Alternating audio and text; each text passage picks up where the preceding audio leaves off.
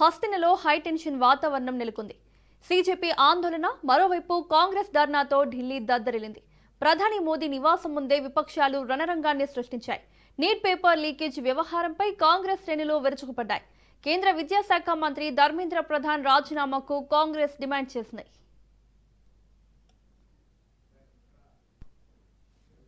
లోక్సభ, రాజ్యసభ ప్రతిపక్ష నేతల ఆధ్వర్యంలో ప్రధాని మోదీ ఇంటి ముట్టడికి దిగడం సంచలనం సృష్టిస్తోంది. కాంగ్రెస్ ధర్నాపై ఆప్ తమదైన శైలిలో విమర్శలు సంధించింది. రాహుల్ ధర్నా వెనుక మోదీ ఉన్నారంటూ ఆరోపించారు. అరవింద్ కేజ్రీవాల్ సీజేపీ ఆందోళనకు మద్దతిచ్చిన ఆప్ అధినేత హాట్ కామెంట్స్ చేశారు.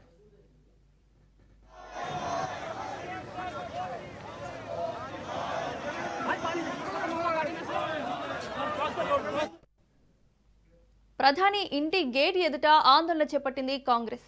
కేంద్ర మంత్రి జితేంద్ర సింగ్ చర్చలు జరిపినా తగ్గేదే లే అంటూ నిరసన చేపట్టారు హస్తం ఎంపీలు. దీంతో పీఎం మోదీ నివాసం ఎదుట 3.5 గంటల పాటు హై డ్రామా సాగింది. ఆందోళన చేస్తున్న హస్తం లీడర్లను అదుపులోకి తీసుకున్నారు ఢిల్లీ పోలీసులు.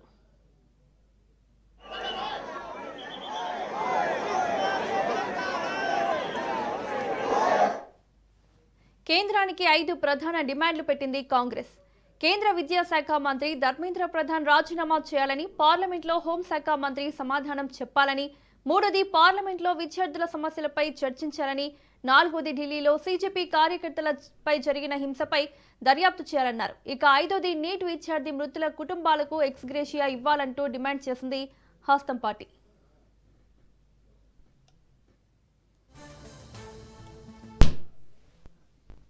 హస్తం పార్టీ ధర్నాపై ఆప్ కౌంటర్ ఇచ్చింది. జంతర్ మంతర్ వద్ద సీజేపీ చేస్తున్న ఆందోళనకు అరవింద్ కేజ్రీవాల్ మద్దతు తెలిపారు. యువత, స్టూడెంట్స్ చేస్తున్న ఉద్యమాన్ని కాంగ్రెస్ హైజాక్ చేస్తోందని హాట్ కామెంట్స్ చేశారు కేజ్రీవాల్. విద్యార్థులను రెచ్చగొట్టొద్దని ఇప్పటికే ప్రధాని మోదీ ప్రతిపక్షాలకు హితవు పలికారు. తాజాగా తన నివాసం ఎదుట కాంగ్రెస్ నిరసన చేయడంతో చర్చలు జరిపించారు. దీంతో ఖర్గే, రాహుల్ తీరుపై కమలం లీడర్లు విరుచుకుపడ్డారు.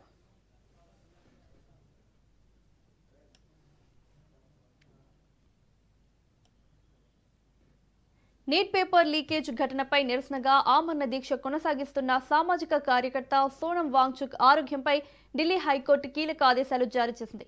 వాంగ్చుక్కు మెరుగైన వైద్య చికిత్స అందించేందుకు వెంటనే మేదంతా ఆసుపత్రికి తరలించాలని అధికారులను ఆదేశించింది. అలాగే ఆయన ఆరోగ్య పరిస్థితిని ప్రత్యేక వైద్య నిపుణుల కమిటీ నిరంతరం పర్యవేక్షించి అవసరమైన వైద్య సేవలు అందించాలని స్పష్టం చేసింది. దీక్ష కారణంగా ఆరోగ్య పరిస్థితి మరింత విషమించకుండా అన్ని జాగ్రత్తలు తీసుకోవాలని ప్రభుత్వానికి హైకోర్టు సూచించింది.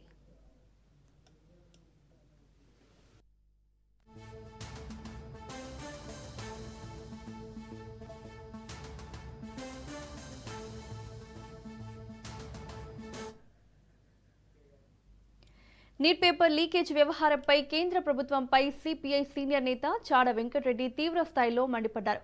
కరీంనగర్లో నిర్వహించిన సమావేశంలో ఆయన మాట్లాడుతూ నీట్ లీకేజ్ కారణంగా లక్షలాది మంది విద్యార్థుల భవిష్యత్తు ప్రశ్నార్థకంగా మారిందని ఆరోపించారు. ఈ ఘటనపై సమగ్ర విచారణ జరిపించాలని, నైతిక బాధ్యత వహిస్తూ కేంద్ర విద్యాశాఖ మంత్రి వెంటనే రాజీనామా చేయాలని చాడ వెంకటరెడ్డి డిమాండ్ చేశారు. దేశ రాజధానిలో కాక్రోచ్ పార్టీ ఇచ్చిన పిలుపు మేరకు విద్యార్థులు, వాళ్ళ తల్లిదండ్రులు, సీనియర్ సిటిజన్స్ వేలాదిగా కదిలి కథన రంగంగా మారిపోయి ఆర్గనైజ్డ్ కాదు. కాకపోతే నీటు పరీక్షలో జరిగినటువంటి పేపర్ లీకేజ్ వల్ల లక్షలాది మంది విద్యార్థులు వాజాలు పడ్డారు. వాళ్ళు అనేక మానసిక వేదకు గురైనటువంటి పరిస్థితి, అనేక పత్రుల్లో హింసకు గురైనటువంటి పరిస్థితి. ఇలాంటి నేపథ్యంలో మరి విద్యాశాఖ మంత్రిగా ఉన్నటువంటి ప్రధాని రాజీనామా చేయాలని చెప్పి డిమాండ్ పెడితే దానికి ఇప్పటికీ నరేంద్ర మోడీ నోరు మెదపట్లేదు. అంటే విద్యాశాఖ మంత్రికి రాజీనామా పెట్టాలని డిమాండ్. ఎందుకంటే నీటు పరీక్షలు అతి నైతిక బాధ్యత ఎవరు వహించాలా? కింద ఉద్యోగులు తప్పు చేసినారు, ఆయన తప్పు చేసినారు, ఈయన తప్పు చేసినారంటే అసలు మెయిన్గా ఎవరు ప్రధాన బాధ్యుడు ఎవరు? పోలీసు బలప్రయోగం ఉపయోగించి ఉద్యమాలు అంచేయాలని చూస్తే ఉద్యమాలు పెరుగుతాయి, ఇంకా అంచబడాయి. ఎంత ఒక బందిని కిందికి కొడితే అది పైకి పోతుంది. అలాంటి పరిస్థితి రాబోతుంది. అంటే ఇక్కడ నరేంద్ర మోడీ రాజ్యంలో, పరిపాలనలో ప్రజలకి రక్షణ లేనటువంటి పరిస్థితి ఏర్పడుతుంది. కాబట్టి తీవ్రంగా ఖండిస్తున్నాం. ఉమ్మడి మహబూబ్ నగర్ జిల్లా హకీంపేట ఎడ్యుకేషన్ హబ్లో నిర్మాణంలో ఉన్న young India integrated residential school పనులను సీఎం రేవంత్ రెడ్డి పరిశీలించారు. నిర్మాణ పనులు ఆశించిన వేగంతో సాగకపోవడంపై అసంతృప్తి వ్యక్తం చేసిన సీఎం పనులను యుద్ధ ప్రాతిపదికన పూర్తి చేయాలని అధికారులను ఆదేశించారు. ఎడ్యుకేషన్ హబ్లో చేపడుతున్న ప్రతి ప్రాజెక్టు పురోగతిపై నెలవారీ నివేదికలు తనకు అందజేయాలని స్పష్టం చేశారు. పనుల్లో అలసత్వం ప్రదర్శించే అధికారులపై కఠిన చర్యలు తప్పవని హెచ్చరించిన ముఖ్యమంత్రి అవసరమైతే సస్పెన్షన్కు కూడా వెనుకాడవద్దని ఉన్నతాధికారులకు సూచించారు. మరోవైపు భూములు కోల్పోయిన రైతులకు ప్లాట్ల కేటాయింపులో జరుగుతున్న జాప్యంపై సీఎం ఆగ్రహం వ్యక్తం చేశారు. వచ్చే వారంలోగా అర్హులైన లబ్ధిదారులకు ప్లాట్లు పట్టాలు అందజేయాలని అధికారులను ఆదేశించారు.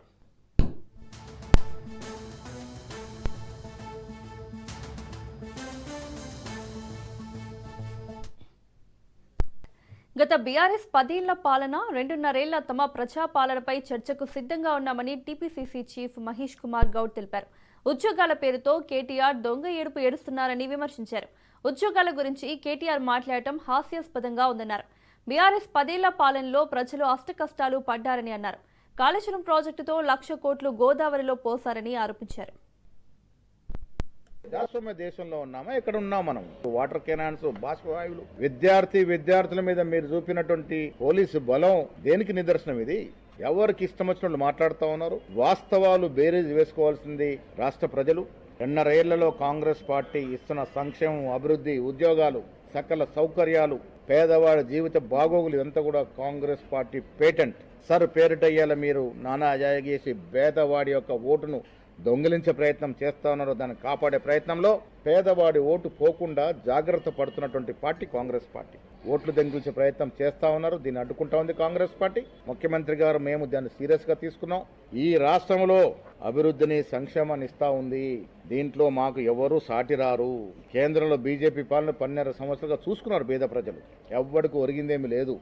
పోయిన 10 ఏళ్లలో అరాచక పాలన చూసుకున్నారు. ప్రజలు రెండింటిని బేరీజ్ వేసుకుంటారు. కాంగ్రెస్ పార్టీ ప్రజల పార్టీ, పేద ప్రజల పార్టీ, పేద ప్రజల కోసం పనిచేస్తుంది. ప్రజాస్వామ్య దేశంలో ఎన్నికల ముందు కాంగ్రెస్ ఇచ్చిన ఏ ఒక్క హామీ అయినా అమలు చేస్తారా అని కేటీఆర్ ప్రశ్నించారు. ఉద్యమ సమయంలో ఉద్యమకారుల మీదకి తుపాకీ తీసుకుపోయిన వారు మాట్లాడుతున్నారంటూ ఆగ్రహం వ్యక్తం చేశారు కేటీఆర్. సమైక్యవాదుల సంచులు మోసిన దగల్బాజీ అంటూ తీవ్ర స్థాయిలో విరుచుకుపడ్డారు. తెలంగాణ సాగునీటి ప్రాజెక్టుల మీద 100ల కొద్దీ కేసులు వేసి ఆపాలని చూసినా దివానాగాళ్ల బ్యాచ్ అయితే మాది కాదు, అబద్ధాలు, విద్వేషాలు, బూతులతో ప్రజలను రెచ్చగొట్టి బతికిన చిల్లరగాళ్లు అంటూ విరుచుకుపడ్డారు. పంటలు కొనరు, యూరియా ఇయ్యరు, సంచులు ఇయ్యరు, సుతిలు ఇయ్యరు, పోని పొరపాటున కొంటే మద్దతు ధర ఇయ్యరు, బోనస్ అన్నారు, బోనస్ ను బోగస్ చేసినారు. అట్లా మాత్రమే కాదు, ఇవాళ ఒక్కసారి మీరు ఆలోచించాలని చెప్పి నేను కోరుతా ఉన్నా. రేవంత్ రెడ్డి ప్రభుత్వం వచ్చి 31 నెలలు దాటి 32వ నెల నడుస్తా ఉన్నది. 4 సార్లు రైతు బంధు ఎగ్గొట్టిన నయవంచకుడు రేవంత్ రెడ్డి. షాప్ లో దొరికే యూరియాని కేసీఆర్ ఉన్నప్పుడైతే షాపుకు పోయే అవసరం కూడా లేదు. ఆటో అన్నకో ఆటో తమ్మునికో ఒక ఫోన్ కొడితే, కేసీఆర్ ఉన్నప్పుడు ఒక ఫోన్ కొడితే యూరియా అనేది పొలం కాడికి వస్తుండే. ఇలా షాప్ లో ఉండే యూరియాని యాప్ లో ఇస్తా అని చెప్పి ఒక యాప్ పెట్టిండు రేవంత్ రెడ్డి. అందుకే కేసీఆర్ గారు చెప్పిన ముందే, మోసపోతే గోసపడతాం, ఓటేసేటప్పుడే ఆలోచించుకోవాలని చెప్పిండ్రు. కళ్ళ ముంగట్నే గోదావరి కనబడుతున్నది, కళ్ళ ముంగట్నే గోదావరి వారుతున్నది, పైకెళ్లి ప్రాణహిత బ్రహ్మాండంగా పరవలు పెడుతున్నది. అంగట్లో అన్ని ఉన్నా అల్లుడి నోట్లో శని అన్నట్టు పరిపాలించే పాలకుడికి సోయిలేని తనం వల్ల ఇవాళ కాళేశ్వరం అనే ప్రాజెక్టు, కరువుకు పరిష్కారం లాంటి ప్రాజెక్టు కేసీఆర్ గారి కట్టిపోతే దాన్ని ఇవాళ ఇష్టం లేకుండా, ఎక్కడ కేసీఆర్ గారికి పేరు వస్తుందేమో అన్న భయంతోని కాళేశ్వరం ప్రాజెక్టులో ఒక్క మేడిగడ్డ బ్యారేజ్లో 2 పిల్లర్లు కుంగితే ఇవాళ మొత్తం కాళేశ్వరమే కూలిపోయిందని చిల్లర ప్రచారం చేస్తా ఉన్నాడు రేవంత్ రెడ్డి. కానీ ఎక్కడ తన దొంగతనం బయటపడుతుందో, ఎక్కడ కాళేశ్వరం మంచిగానే ఉన్నది, కన్నెపల్లి కాడ మోటార్లు మంచిగానే ఉన్నాయి, నీళ్లు మంచిగానే పోతున్నాయి, పంపులు చాలు చేస్తే నీళ్లు బ్రహ్మాండంగా పైకి ఎల్లంపల్లి దాకా వస్తాయి. మరి అక్కడ దాకా నీళ్లు వచ్చినాయంటే నిన్నటిదాకా నువ్వు చెప్పిన మాటలు, దానికి కాళేశ్వరం ఒక అద్భుతమైన ప్రాజెక్ట్. ఎన్డీఎస్ఏ ఎక్కడన్నా చెప్పిందా కన్నెపల్లి కాడ నీళ్లు తీసుకోవద్దని చెప్పిందా?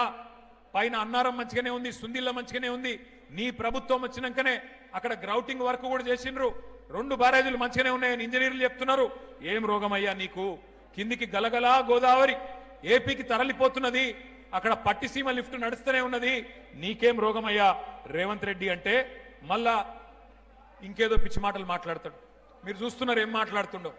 ఎట్లనయ్యా ముఖ్యమంత్రి గారు, మరి నీళ్ల సంగతి ఏంది? కరువు వచ్చింది కదా అంటే రక్తం రక్తం జల్లుండ్రి బీఆర్ఎస్ వాళ్ళది చల్లితే పంటలు వండుతాయి అని మాట్లాడిండు.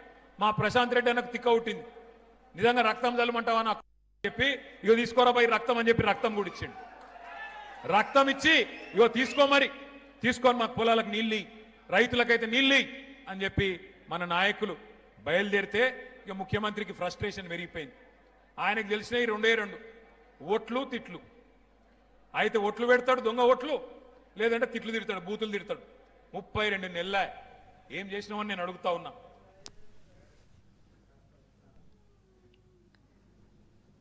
కాంగ్రెస్ ప్రభుత్వం మంత్రుల తీరుపై మాజీ మంత్రి హరీష్ రావు తీవ్ర స్థాయిలో ధ్వజమెత్తారు. కాంగ్రెస్ పాలనలో మంత్రులు చెప్పే మాటలు కోటలు దాటుతున్నాయి తప్ప ఇప్పటి వరకు అమలు కావడం లేదని విమర్శించారు. ఉత్తమ్ కుమార్ రెడ్డి మంత్రిగా బాధ్యతలు చేపట్టి ఇన్ని నెలలవుతున్నా ఇంకా ప్రాజెక్టులపై కనీస అవగాహన తెచ్చుకోలేకపోవడం విచారకరమన్నారు. నీళ్లు, కరెంటు, మోటార్లు అందుబాటులో ఉన్నప్పటికీ నీటిని లిఫ్ట్ చేయడంలో రేవంత్ సర్కార్ పూర్తిగా విఫలమైందన్నారు. అంటే ఆయకట్టుకు సరిపడా నీళ్లు ఇవ్వగలిగే అవకాశం ఉన్నా కూడా ఈ ప్రభుత్వం యొక్క నిర్లక్ష్యం వల్ల ఇవాళ రైతాంగానికి పంటలు ఎండబెడుతున్న చేతగాని దద్దమ్మ ప్రభుత్వం ఈ కాంగ్రెస్ ప్రభుత్వం. మీరే కదా జూలై 13 నాడు పోయి మొత్తం నీళ్లు ఎత్తుతాం, 38 టీఎంసీలు ఎత్తుతాం, ప్రతి ఎకరానికి నీళ్లు ఇస్తామన్నారు కదా. మరి ఏమైంది? 10 పంపులు నడుస్తాయని చెప్పినారు. నిన్నటి వరకు అది కూడా మీరు చూడండి, ఇది నిన్నటి, ఇది చూపి బాబు, ఇది నిన్నటి రిపోర్ట్. 5 పంపులు నడుస్తున్నాయి. ఇక డేట్ చూడండి, 20 జూలై 2026.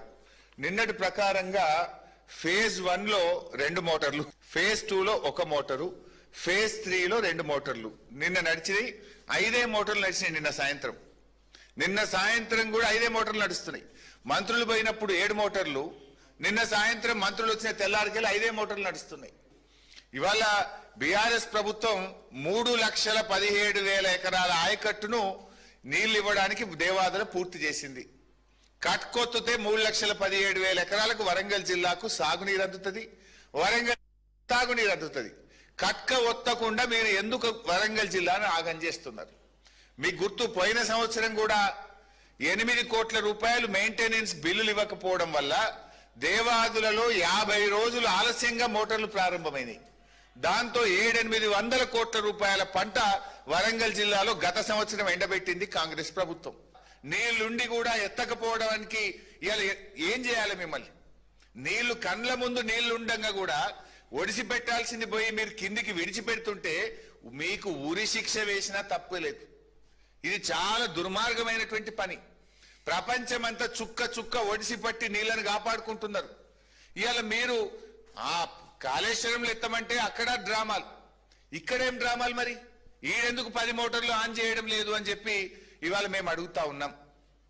మీరే చెప్పిండ్రు 85% పనులు పూర్తయినాయని. నిన్న పాకాల ప్రాజెక్టు కింద 29,000 ఎకరాల ఆయకట్టు ఉంటుంది. పాకాల కిందగో ఈ కాంగ్రెస్ వాళ్ళు చెప్తే రైతులు నాట్లేసుకున్నారు. పాకాల కింద బ్రహ్మాండంగా నాట్లేసుకున్నారు. రామప్ప కింద కూడా నాట్లేసుకున్నారు. విషయం ఏంది? రామప్ప కింద 5,500 ఎకరాల ఆయకట్టు ఉంటుంది, పాకాల కింద 29,000 ఎకరాల ఆయకట్టు ఉంటుంది. నిన్న పాకాల కింద తూములు మూసేసిండ్రు, నీళ్ళు ఇయ్యమంటున్నారు. ఈడ ఏ ఎన్డీఎస్ఏ ఉంది? కాళేశ్వరం మీదనే మా మీద పడేడ్చినవు. ఏమనంటే ఎన్డీఎస్ఏ అని బీఆర్ఎస్ మీద బుర్ర తెల్లడానికి చిల్లర రాజకీయాలు చేసినావు. ఇక్కడేం రాజకీయం? ఈడేమడ్డం వచ్చింది? 10 మోటార్లు నడపకుండా జూన్ 1వ తేదీ నుంచి ఇవాళ వరకు 50 రోజుల నుంచి ఎందుకు ఈ డ్రామాలు చేస్తున్నావు అని నేను అడుగుతా ఉన్నా. అంటే దేవాదుల విషయంలో నాటి నుంచి నేటి వరకు కాంగ్రెస్ పార్టీది ద్రోహమే. 2011లో దేవాదుల టనల్ కూలిపోతే 3 ఏళ్లు దేవాదుల ప్రాజెక్టును పట్టించుకోకుండా మూలకు పడేసిందే కాంగ్రెస్ పార్టీ. దాన్ని పట్టించుకొని పూర్తి చేసింది బీఆర్ఎస్ పార్టీ. ఇవాళ నీళ్లుండగా కూడా ఇది కేవలం మీ నిర్లక్ష్యం వల్లనే తప్ప ఇంకోటి కాదు. తెలంగాణ ప్రభుత్వం కీలక నిర్ణయం తీసుకుంది. 3 ప్రభుత్వ విప్లకు సహాయ శాఖ మంత్రి హోదా కల్పిస్తూ ఉత్తర్వులు జారీ చేసింది.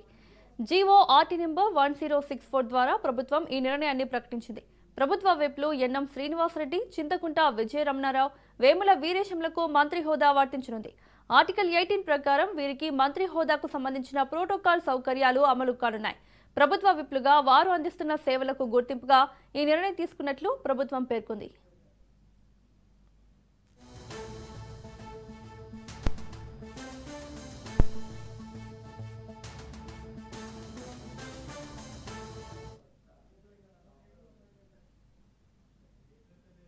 ఎల్నినో ప్రభావంతో ఎదురయ్యే వాతావరణ సవాళ్లను ఎదుర్కొనేందుకు తెలంగాణ ప్రభుత్వం ముందస్తు ప్రణాళికలతో సిద్ధమవుతోంది. వ్యవసాయం, త్రాగునీరు, విద్యుత్ రంగాలపై ప్రత్యేక దృష్టి సారిస్తూ కార్యాచరణ రూపొందిస్తున్నట్లు డిప్యూటీ సీఎం భట్టి విక్రమార్క తెలిపారు. హైదరాబాద్ రవీంద్ర భారత్లో నిర్వహించిన రాష్ట్ర స్థాయి ఎల్నినో అవగాహన సదస్సుకు డిప్యూటీ సీఎం భట్టి విక్రమార్క, మంత్రి మహమ్మద్ అజారుద్దీన్ హాజరయ్యారు. ఎల్నినో ప్రభావంపై గ్రామ స్థాయి వరకు ప్రజల్లో అవగాహన కల్పిస్తామని డిప్యూటీ సీఎం తెలిపారు. దాటి మనం చివరికి తెలంగాణ ప్రాంతంలో ఉన్న చెరువులు, కుంటలు, వాగులు, మన గ్రామాలు, మన ప్రాంతాలు వర్షాధారం వల్ల తక్కువ నీటి వనరులు వస్తే ఆ తక్కువ నీటి వనరులతో కూడా మనం పంటలు పండించుకునేటువంటి పంటలు ఏ పంటలు ఉన్నాయి, ఏ పంటలతో మనం నష్టపోకుండా ఆర్థికంగా నిలదొక్కోవచ్చు అనేటువంటి అంశాలను కూడా వారు వివరించారు. వాటి తప్పనిసరిగా ఇక్కడ ఉన్నటువంటి దీంట్లో పాల్గొనేటువంటి పెద్దలే కాకుండా గ్రామీణ ప్రాంతాల్లో ఈరోజు ఈ సైంటిస్ట్ చెప్పేటువంటి అంశాలన్నింటినీ కూడా చాలా వరకు లైవ్లో కూడా టీవీ ఛానల్స్ వాళ్ళు సోషల్ రెస్పాన్సిబిలిటీ. తెలంగాణలో వర్షాభావ పరిస్థితులపై రాష్ట్ర ప్రభుత్వం అప్రమత్తమైంది. ఎల్నినో ప్రభావంతో ఈ ఏడాది సాధారణం కంటే వర్షపాతం తగ్గే అవకాశం ఉందన్న అంచనాల నేపథ్యంలో ప్రభుత్వం ప్రత్యేక చర్యలకు శ్రీకారం చుట్టింది. సీఎం రేవంత్ రెడ్డి అధ్యక్షతన జరిగిన మంత్రివర్గ సమావేశంలో వర్షాభావ పరిస్థితులపై సమగ్రంగా చర్చించారు. ప్రతి ఉమ్మడి జిల్లాలో పరిస్థితులను పర్యవేక్షించేందుకు ప్రత్యేక ఐఏఎస్ అధికారులను నియమించారు. ఉమ్మడి వరంగల్ జిల్లాకు సీనియర్ ఐఏఎస్ అధికారి దేవసేనను ప్రత్యేక అధికారిగా నియమిస్తూ ప్రభుత్వం నిర్ణయం తీసుకుంది. ఉమ్మడి జిల్లాలకు సంబంధించిన ఇన్ఛార్జి మంత్రులు యాక్చువల్ గా నిన్న మండే నాడు 20th నాడు రివ్యూ పెట్టుకొని ఒక రిపోర్ట్ ని గౌరవ ముఖ్యమంత్రి గారికి కేబినెట్ సమక్షంలో ఇచ్చి అదే రకంగా ప్రతి ఉమ్మడి జిల్లాకి ఒక సీనియర్ ఐఏఎస్ ఆఫీసర్ ని కూడా ఏర్పాటు చేయడం జరిగింది. ఇక్కడ కూడా ఈ విపత్కాల పరిస్థితుల నుంచి ప్రతి ఉమ్మడి జిల్లాని ఎలా మనం ఎగ్జిట్ కావాలి, రైతన్నలకి మనం ఏ రకమైన భరోసా ఇవ్వాలి, తాగునీటి సమస్యని ఎట్లా ఓవర్కమ్ కావాలి, అదే రకంగా ఎన్ఆర్జీఎస్ లో పనిచేసే కూలీగా పనిచేసే ఆ కుటుంబ సభ్యులని ఎలా ఆదుకోవాలి. తెలంగాణ ప్రభుత్వ క్యూర్ విధానంపై బీజేపీ రాష్ట్ర అధ్యక్షుడు రామచంద్రరావు తీవ్ర విమర్శలు చేశారు. క్యూర్ పేరుతో ప్రభుత్వం ప్రజలపై అదనపు భారం మోపుతోందని ఆరోపించారు.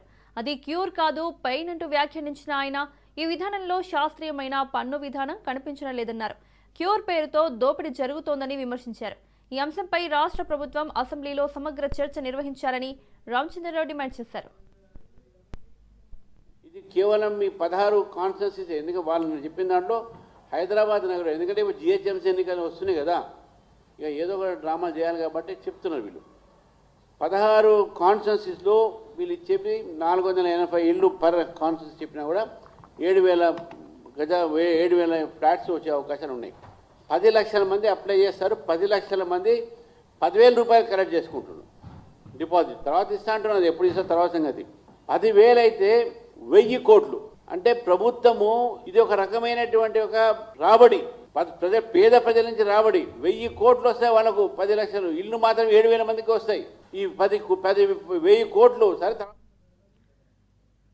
ఆంధ్రప్రదేశ్లో పెట్టుబడుల ప్రవాహానికి మరో కీలక అడుగు పడింది. ఈ ఏడాది దావోస్ వరల్డ్ ఎకనామిక్ ఫోరంలో కుదిరిన మరో ఒప్పందం కార్యరూపం దాల్చే దిశగా ముందుకు సాగుతోంది. ఏపీలో ఫుడ్ క్లస్టర్ ఏర్పాటు చేసేందుకు యునైటెడ్ అరబ్ ఎమిరేట్స్ ఆసక్తి చూపుతోంది. రాష్ట్ర సచివాలయంలో ముఖ్యమంత్రి చంద్రబాబుతో యుఏఈ ఆర్థిక పర్యాటక శాఖ మంత్రి అబ్దుల్లా బిన్ తౌక్ అల్మరీ నేతృత్వంలోని ప్రతినిధుల బృందం సమావేశమై దీనిపై చర్చలు జరిపింది. ఆహార శుద్ధి రంగంలో వాల్యూ చైన్ ఏర్పాటు చేయడం, మామిడి, అరటి, కోకో వంటి ఉద్యాన ఉత్పత్తులను అంతర్జాతీయ మార్కెట్లకు తీసుకెళ్లేలా చర్యలు చేపట్టాలని నిర్ణయించారు. ఏపీ ప్రభుత్వం యుఏఈ భాగస్వామ్యంతో ఫుడ్ ప్రాసెసింగ్ రంగానికి కొత్త అవకాశాలు అందనున్నాయి. ఈ సమావేశంలో మంత్రి టీజీ భరత్తో పాటు ఫుడ్ ప్రాసెసింగ్ పరిశ్రమలు, ఈడీబీ ఉన్నతాధికారులు పాల్గొన్నారు. ఎమ్మెల్యే గల్లా మాధవిపై తనపై చేసిన ఆరోపణలకు కట్టుబడి ఉన్నాయన్నారు మాజీ మంత్రి అంబటి రాంబాబు. ఆమె సెటిల్మెంట్ చేయడానికి ప్రయత్నించారని వైసీపీ నేత మాజీ మంత్రి అంబటి రాంబాబు స్పష్టం చేశారు. పరువు నష్టం దావా వేసుకోమని చెబుతున్నానంటూ తేల్చి చెప్పారు. ఎమ్మెల్యే మాధవి ఫోన్ చేసి చెప్పడం వల్లే పోలీసులు చర్యలు తీసుకోలేదన్నారు. గుంటూరులో మహిళను వివస్త్రను చేయడానికి కారణం ఎమ్మెల్యే మాధవినే అని ఆరోపించారు.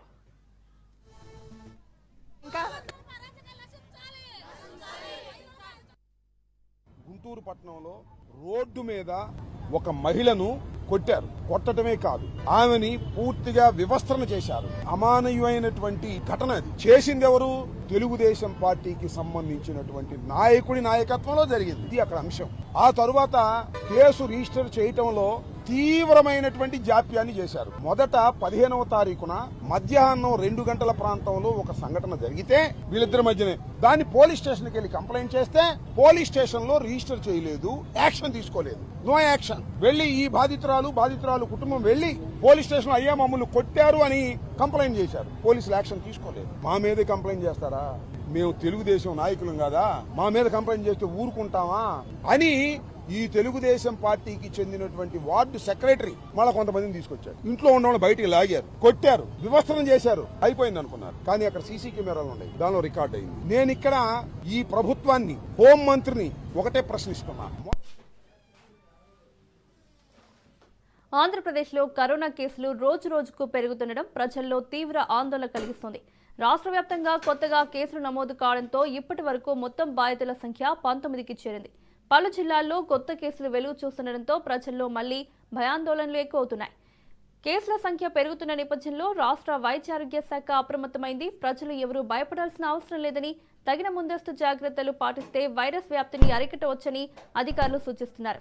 రద్దీ ప్రాంతాల్లో మాస్కులు ధరించడం, పరిశుభ్రత పాటించడం వంటి కనీస జాగ్రత్తలు తీసుకోవాలని ఆరోగ్య శాఖ హెచ్చరిస్తోంది.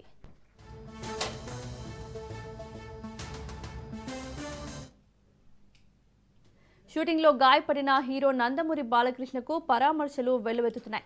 మంత్రి నారా లోకేష్ ఫోన్లో బాలకృష్ణతో మాట్లాడి ప్రమాదం ఎలా జరిగిందో అడిగి తెలుసుకున్నారు. అభిమానులు ఎలాంటి ఆందోళన చెందాల్సిన అవసరం లేదని, బాలకృష్ణ త్వరగా కోలుకొని మళ్లీ షూటింగ్లో పాల్గొంటారని ఆశాభావం వ్యక్తం చేశారు. మరోవైపు బాలకృష్ణకు చిన్న మైనర్ సర్జరీ చేయాల్సి ఉందని వైద్యులు లోకేష్కు వివరించారు. నటుడు కళ్యాణ్ రామ్ కూడా బాలకృష్ణ త్వరగా కోలుకోవాలని సోషల్ మీడియాలో కోరారు. అలాగే జూనియర్ ఎన్టీఆర్ ఎక్స్ వేదికగా స్పందిస్తూ బాలయ్య బాబాయ్ త్వరగా కోలుకోవాలి, మీరు మళ్లీ సింహంలా గర్జించాలని ఎదురు చూస్తున్నా అంటూ తన సందేశాన్ని పోస్ట్ చేశారు. దీంతో బాలకృష్ణ త్వరగా కోలుకోవాలని అభిమానులు, సినీ రాజకీయ ప్రముఖులు ఆకాంక్షిస్తున్నారు.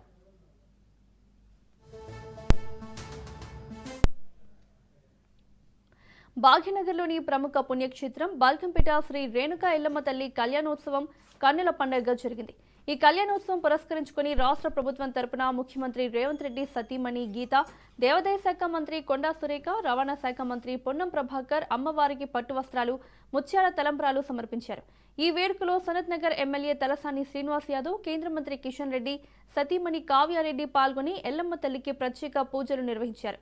కళ్యాణోత్సవాన్ని తిలకించేందుకు 2 తెలుగు రాష్ట్రాల నుంచి లక్షలాది మంది భక్తులు తరలిరావడంతో బల్కంపేట ఆలయ ప్రాంగణం భక్తి పరవశంతో మునిగిపోయింది.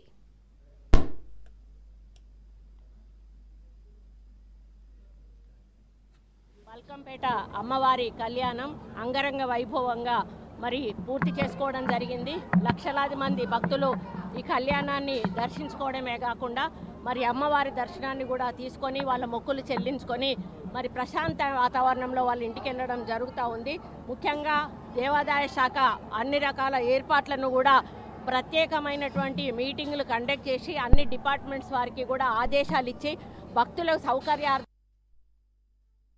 ఈరోజు పెద్ద సంఖ్యలో తెలంగాణ వ్యాప్తంగా మరి ప్రజలు రావడం, ప్రజల సౌకర్యానికి దృష్టిలో ఉంచుకొని రాష్ట్ర ప్రభుత్వం తరఫున అన్ని ఏర్పాట్లు, అదేవిధంగా అమ్మవారి ఒక కళ్యాణాన్ని తిలకించడానికి కళ్ళారా మరి చూడడానికి వచ్చినటువంటి భక్తులందరికీ అమ్మవారి ఆశీర్వాదం ఇవ్వాలని ప్రధానంగా ఈరోజు ముఖ్యమంత్రి గారి తరఫున మరి గీతమ్మ గారు పట్టు వస్త్రాలు మా అమ్మవారికి మరి పెట్టడం జరిగింది. ముఖ్యమంత్రి గారికి, వారి కుటుంబానికి, ఈ రాష్ట్రాన్ని అమ్మవారు చల్లగా అమ్మవారి ఆశీర్వాదం కూడా పొందుతున్నారు. ముఖ్యంగా మహిళలు తమ భర్త, పిల్లలు, ఇల్లు చల్లగా ఉండాలని అమ్మవారిని పెద్ద ఎత్తున కోరుకుంటున్నారు. మరి గవర్నమెంట్ వారు కూడా మంచి అరేంజ్మెంట్స్ కూడా చేశారు.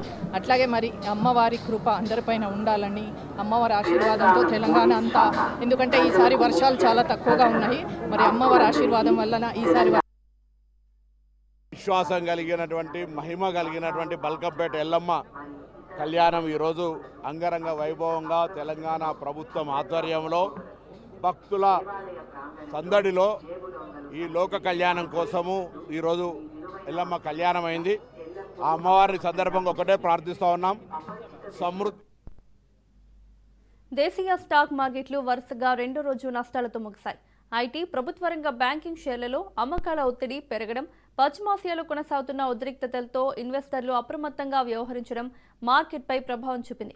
దీంతో సెన్సెక్స్ 238 పాయింట్లు కోల్పోయి 77,470 వద్ద ముఖ్యంగా నిఫ్టీ 50 పాయింట్లు తగ్గి 24,187 వద్ద స్థిరపడింది.